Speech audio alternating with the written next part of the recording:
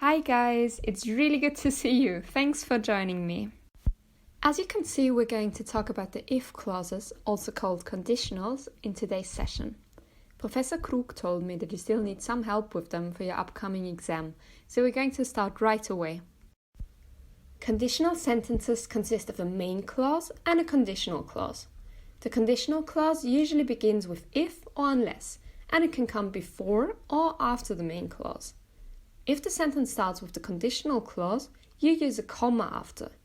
If it starts with the main clause, you don't need the comma. Basically, there are three main types of if sentences. Each one has a different job and is used to convey a different meaning.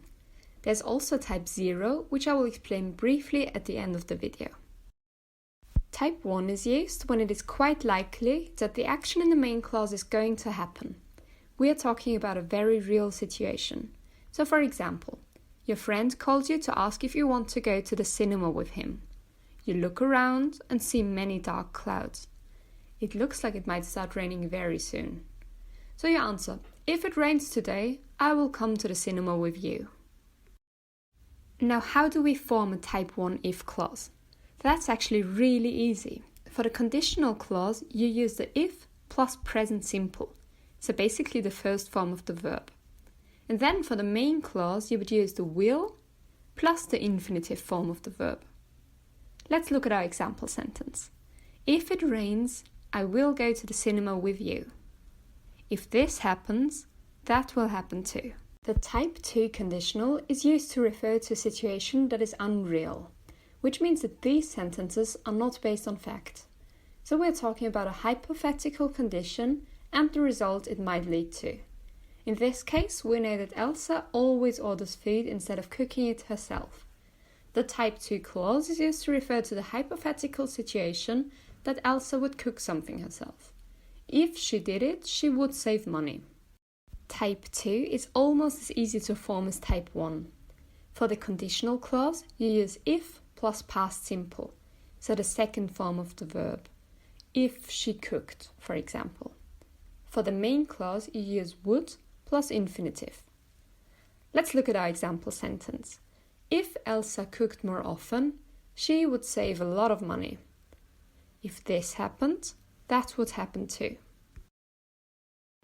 Now, type 3, that's a different story. You use type 3 when referring to something that is already in the past. The situation is impossible to occur because it is already over. In our example, there was a marathon that happened yesterday. You did not take part, but you are talking about it now because you believe that you would have won it if you had taken part. To form a type 3 if clause, you need the past perfect. If plus had plus the third form of the verb. In the main clause, you also need the third form, so remember to look at the irregular verbs. In the main clause, you use would plus have plus the third form. So for example, if I had taken part in the marathon, I would have won it. I didn't take part and the marathon is already over, but if I had taken part, nobody would have stood a chance against me. Lastly, let's take a quick look at if clause type 0. This is a special case because you use it for general truths. So you use it for sentences that are always true. You use the simple present in both parts of the sentence, so it's also super easy to form. Also, you can replace the if with a when in most zero conditional sentences. For example, if it rains, the grass gets wet. So now that we've gotten to know all four types of conditionals, I will quickly sum up what we've learned today. Type 1 is used for real situations, where it is quite likely that they will come true. It is formed with if plus present simple and the simple future in the main clause. Type 2 is used for situations that are rather hypothetical. It is formed with an if plus past simple in the conditional clause and would plus infinitive in the main clause. Type 3 refers to situations that are already over and cannot be changed.